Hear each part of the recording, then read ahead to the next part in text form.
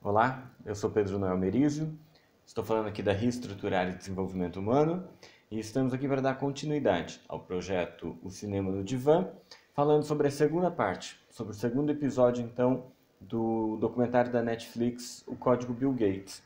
Então o nosso combinado era que vocês assistissem e aí a gente vinha aqui para comentar sobre os códigos. Então quem ainda não assistiu, assista, vai ser muito interessante. Para quem já assistiu, aproveita então e vamos pegar e anotar alguns códigos que nós conseguimos elencar, tirar desse documentário sobre essa mente fantástica e bilionária de Bill Gates. Então o nosso foco central aqui é essa mente, né? A mente de Bill Gates. E o que a gente pode ver então em O Código de Bill Gates na parte 2? Já vamos anotar aí logo de cara. Primeiro código, uma mente que não para de aprender. Ele está sempre buscando aprender algo novo, tá? Ele está sempre buscando. Ele está lendo, ele está conhecendo, ele está assistindo, ele está vendo, ele está absorvendo. Tanto que quando o jornalista explica para Melinda sobre o que é o documentário, e ele explica, é um documentário que vai fazer as pessoas entrarem na mente de Bill Gates, ela dá uma gargalhada, uma risada muito gostosa.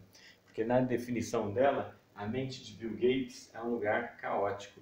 Tá? Esse lugar caótico por quê? Porque ele está em constante modificação, constante aprendizado. Então, para ela dá uma risada e ela fala: quem que gostaria de entrar lá? Lá é caótico, né? Então, muito interessante isso, né? Um lugar caótico, mas que está em constante aprendizado. Nesse documentário, nessa parte 2 do documentário, o foco central, né, o eixo central que vai ser construído todas as falas, as ideias, né, vai ser sobre a poliomielite. Tá? Ele vai descobrir sobre a poliomielite, como no episódio 1 foi sobre pessoas que morriam de diarreia, ele acaba tendo esse contato, descobrindo que em países em desenvolvimento, eles ainda não conseguiram erradicar a polio, enquanto na maioria dos países já desenvolvidos não existe mais o problema de poliomielite. Então, poliomielite, para quem não lembra ou não sabe, é aquela paralisia infantil, que o Brasil já havia também erradicado há tempos atrás, depois surgiram novos casos, até o Ronaldinho foi fazer, né, o Ronaldo, camisa 10, o Ronaldo Gordo, não sei como chamar ele agora, mas o Ronaldo fez, né, uma campanha, né, para então voltar essa vacinação e se erradicar também no Brasil a polio. Então a polio é essa paralisia infantil que deforma, né, as crianças e eles ficam com limitação de movimento. E quando o Bill Gates vê aquilo, ele fala: é muito trágico que isso aconteça, porque essa pessoa vai ter uma vida muito limitada. Olha que interessante, né, a preocupação dele. Então vamos lá, ao início então da parte 2. Então o primeiro código, ele está sempre aprendendo. Tá? O segundo código, ele não se permite ser menos do que é. Da onde que eu tirei esse código? Para quem viu, aos 13 anos de idade, ele sai da escola pública, tá? E ele faz uma prova para entrar numa escola para rapazes, uma escola para meninos. A escola chamava Lakeside School. E aí, nessa prova, ele até pensou em não passar, mas ele não conseguiu. Ele não se permite ser menos do que ele é. Então, ele mesmo assim, não querendo passar, ele foi lá e passou. Ele não conseguia ser menos do que ele era, ele não conseguia se dar por vencido. Então, é um código muito interessante. Então, anota aí. E ele sabia o valor dele. E a gente vai ver desse valor quando ele está num projeto, que era o interesse dele, o desafio dele, decifrar o código desse computador, o PDP-10, aos 13 anos de idade. E os adultos, né, os mais velhos, não queriam ele na turma, porque ele era muito jovem, apenas 13 anos de idade. Mas ele se destacou e Paul Allen, tá? Que então fazia parte desse projeto, desse laboratório de informática, convidou ele para participar.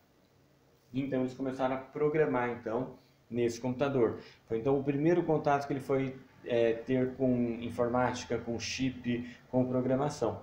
Então foi muito legal. Aqui começa a história dele e a história dele começa sempre com parcerias. Tá? Outra coisa interessante para a gente observar. Então dessa parceria então nasce, né, futuramente a Microsoft. Nesse projeto que eles estavam fazendo, tá, uma empresa chamou esse grupo do laboratório para fazer a programação da folha de pagamento da empresa. Mas os mais velhos não queriam nem o Bill Gates e nem um amigo dele da época, que tinha a mesma idade, porque achavam que eles eram muito novos, muito crianças. Então tiraram Bill Gates do projeto, a contragosto dele, é claro, né? E ele desafiou, ele falou: vocês estão subestimando esse projeto e vocês vão precisar de mim. Só que quando vocês precisarem de mim e me chamarem, eu vou voltar, mas se for para liderar o projeto. E foi o que aconteceu. Né? Eles não conseguiram dar conta de programar aquela folha de pagamento, e então chamaram Bill Gates para então gerenciar esse projeto, e ele, então com 3 anos de idade, liderou esse projeto para fazer essa programação. Ele já tinha feito uma matriz para realocar os alunos da escola que ele estudava, né? Essa Lakeside, quando ela se fundiu com uma escola de meninas, e aí então precisava arrumar essa grade, ajustar essa grade, colocar todos os alunos nos horários para fazer todas as aulas, todas as disciplinas que eram então obrigatórias. Então, ele sabia do valor dele, ele voltou, mas ele voltou na posição que ele quis. Tá? Esse amigo dele, quem viu o episódio, tá? É aquele que ele tinha uma amizade, que ele acabou depois sendo um escalador, foi fazer aula de escalada e acabou num acidente morrendo. Não lembro o nome dele agora, mas esse amigo dele, eles eram muito próximos, da mesma idade. Ele até comenta que esse amigo tinha uma maleta que parecia de um advogado e tinha revistas, tinham coisas dentro que eles gostavam de olhar, pesquisar e procurar entender. E é legal ver essa parte do documentário, quem eles modelavam, quem eles queriam ser, quem eles queriam entender. E eles ficam naquela dúvida: o que nós vamos ser? Embaixadores? Generais? E eles ficam discutindo entre os dois ali o que eles iam ser. Então eles pegam figuras importantes. Aparece Einstein, aparece a fundação dos Estados Unidos, né, que é onde aparece a palavra mastermind, né, onde se reúnem aquelas mentes todas brilhantes para fundar uma nação. Então eles vão modelando essas pessoas, generais, embaixadores, cientistas, e eles procuram descobrir o que eles têm de melhor para poder então modelar. O que é esse modelar? É copiar adequando a nossa realidade. Então assim, eu posso tentar vir aqui e copiar alguém. Vamos supor que eu admire muito o Luciano Huck. E eu tente fazer igual o Luciano Huck. Não vai ficar legal, porque vai ficar uma cópia. Eu não sou Luciano Huck. Mas eu posso pegar algo que eu acho interessante dele, modelar e aí colocar então numa forma de apresentar. Falei só de Luciano Huck no sentido de apresentador, a desenvoltura dele, tá? Então, sim, a gente pode fazer isso. Ah, mas eu não gosto daquela pessoa por causa disso. Você pode estar assistindo esse filme e falar: eu não gosto da dicção dele. Eu acho a dicção dele horrível. Né? Outros vão falar: ele se movimenta demais. Tá? E esse movimentar me deixa irritado. Então, assim, você vai pegar alguma coisa que você gosta em mim, ou se não em mim, em outra pessoa, e você vai modelar.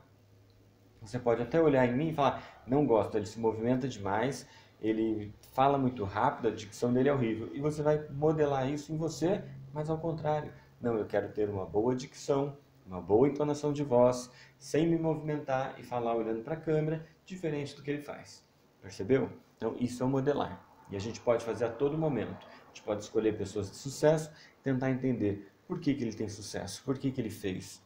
E aí, então, a gente vai procurar saber o que ele tem de melhor para fazer igual, para fazer parecido, para fazer de acordo com a nossa realidade.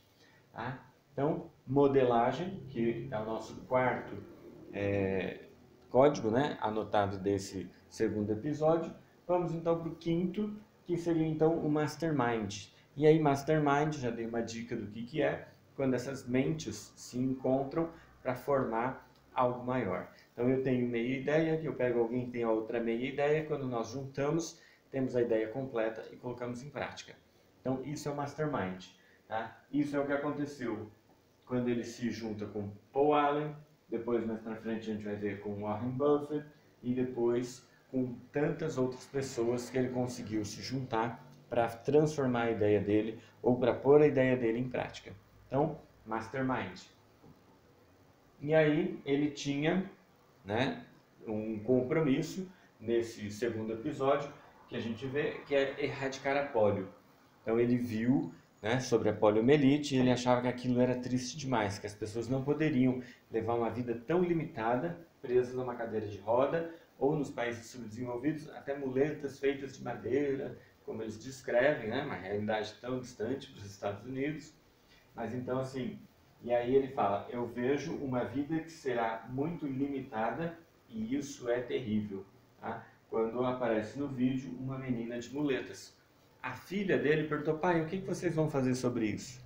Né? A filha de Bill Gates perguntando para Bill Gates. Aí ele fala, nós vamos erradicar a polio e isso nunca mais vai acontecer. Ela perguntou, não, e a menina de muletas, o que você vai fazer? Ela era muito mais prática, muito mais, né, direcionada. E aquela menina, o que você fez? Então, olha que interessante, o compromisso dele já era com a polio, agora com a filha, e mais para o final desse episódio, vocês vão ver, o compromisso dele aumenta quando Warren Buffett faz uma doação para erradicar a polio. Quando todos achavam que era já uma batalha vencida, que ele tinha perdido, porque ele teve alguns problemas, né, durante a execução desse projeto, mas ele se conecta novamente a pessoas e ele se conecta a Warren Buffett, que é o lendário investidor da Bolsa de Valores americana, ídolo de muita gente no mundo, é um cara que sabe investir. E ele investe, se eu não me engano, 31 bilhões de dólares. Então, assim, existe agora um peso a mais, um compromisso a mais. Por quê? A menininha de muletas, o dinheiro de Warren, né, a fama dele, a índole dele, o caráter dele, né, que é muito questionado durante toda a vida, mas ele coloca aqui a reputação, essa palavra que eu estava procurando, a reputação dele que ele põe em jogo, porque ele fala, eu vou erradicar a polio. Então assim, ele lançou um desafio para ele mesmo, então ele colocou a reputação dele, então ele tinha aqui um compromisso, tá? Então vamos anotar lá, o 6º código, compromisso e responsabilidade. E esse compromisso e responsabilidade em erradicar a polio esbarrou em alguns problemas. Tá? Então, um problema que ele teve, líderes religiosos não queriam que ele vacinasse as crianças, porque eles tinham uma ideia conspirativa, de que essa vacina vinha para tirar a fertilidade das crianças. Então, seria uma forma de não reproduzir mais. Olha que interessante, vamos pôr aí também como um código, tá? Vamos lá colocar como código 7. Tá? Então, os líderes religiosos acharam que a vacina ia impedir o crescimento, né? A multiplicação, que isso iria esterilizar as crianças. Então, meninos e meninas seriam estéreis e não poderiam ter mais filhos. Tá? Então, num pensamento ocidental, onde a gente fala em controle de natalidade, onde a gente fala em dificuldades em criar filhos, o custo financeiro disso, né? Esses povos eles têm uma visão diferente, porque quanto mais filhos, tá? Mais eles vão dominar, mais eles vão ter de mão de obra, de força, então filho é prosperidade. Tá? Então vamos pegar esse código desse povo, que é muito interessante. Tá? São líderes aqui, principalmente islâmicos. Então vocês vão ver, a religião islâmica tem esse cuidado, né? Essa atenção para se ter filhos e muitos filhos. O árabe é um dos que menos tem câncer de próstata. Só um dado curioso para colocar aqui. Eles praticam, né, o ato sexual com suas esposas diariamente e diz que isso então reduziria a chance de ter câncer de próstata. Não sei se é verdade, mas é bom começar a tentar, né? Então, esses líderes religiosos estão preocupados que essa vacina esterilize as crianças e que eles não venham a se reproduzir mais. Tá? Ele enfrenta outro problema, mapas defasados. Se eu não me engano, lá no documentário fala que é da região da Nigéria. Tá? Os mapas que tinham era da época que, se eu não me engano, a Nigéria foi colônia inglesa. Então eram mapas feitos à mão pelos ingleses. Então os vacinadores saíam com esses mapas defasados. E aí eles faziam lá as anotações, a cobertura. Então, assim, fizemos, né? Conseguimos concluir, mas continuavam aparecendo naquele território casos de pólio. E aí ele falou, não, tem alguma coisa errada. E vai então para computador, para tabelas, para cruzamento de informações, e ele fala, com esses mapas não dá. Então vamos anotar lá o 8º código então que a gente pega desse episódio. E o 8º código é muito conhecido por quem pratica PNL, por quem pratica hipnose, que a gente usa esse bordão, que a gente fala muito isso. O mapa não é o território. Então, assim, o seu mapa não pode ser aplicado no meu território. É o que fala a PNL, a hipnose. Então, a gente não pode ir com as nossas crenças para então querer atender o outro, falar com o outro, entender o outro. A gente precisa entender o outro também, o território dele, o mapa dele. Tá? E aí o que Bill Gates esbarra? Mapas defasados. E aí então, com a ajuda de fotos de satélite, com mapas computadorizados, ele conseguiu traçar, mapear toda a Nigéria então, para então ser feito essa vacinação, essa cobertura de uma maneira mais eficaz. Tá? Depois disso, em 2010, ele esbarra também com o terrorismo. Então, Boko Haram, depois Boko Haram na África, então quando eles libertam lá de uma cadeia os líderes, né? E aí eles começam a fazer aquele califado, né, que chama. Então eles começam então a restringir muito, tá? Não queriam que se vacinasse e acaba até culminando em algumas mortes. Isso que deixa Bill Gates, claro, muito triste, muito preocupado, mas ele não se deixa abater, ele como se revestisse de uma armadura. E aí ele pega e esbarra em 2010 no terrorismo, quando parece que então está tudo perdido, quando as pessoas falam para ele, não tem jeito, você perdeu, já era, né? Não vai ter como erradicar a polio, né? Você investiu tanto, mas foi perdido. Aí que ele recorre ao amigo, Warren Buffett, que faz esse aporte financeiro, aí que ele vai a Abu Dhabi e faz um pronunciamento dizendo que estamos entrando numa nova fase. Então, assim, ele ainda dá uma injeção de ânimo, que assim vai ser melhor ainda. Ele recorre a esses líderes religiosos para fazer com eles novamente uma parceria e explicar o que está acontecendo, por que está sendo feita essa vacinação. E então, alguns líderes ajudam, né, para que então possa ser feita essa vacinação. É um projeto dele que ainda não está acabado, ele ainda investe nisso, ele ainda busca isso, tá? Melhorou muito, né, a condição de vida dessas pessoas, né? Uma doença que é passada por falta de higiene, por falta de sanitização, né? Então, assim, é muito triste. E ele conseguiu reverter em boa parte, ele quase já alcançou esse objetivo. E quando ele viu que ele estava perdendo, ele puxou para uma esfera maior, juntou mais pessoas, ele comprometeu mais pessoas a erradicarem isso. Então foi muito interessante, assistam, né? É bem melhor do que eu falando, mas assistam, já com esses códigos em mente, vocês vão ver que interessante. Então, o mapa não é o território, não podemos usar o nosso mapa, né, no território dos outros. E outra coisa que ele fez aqui, que nós já comentamos, vamos colocar aqui como 9º código, que é o propósito.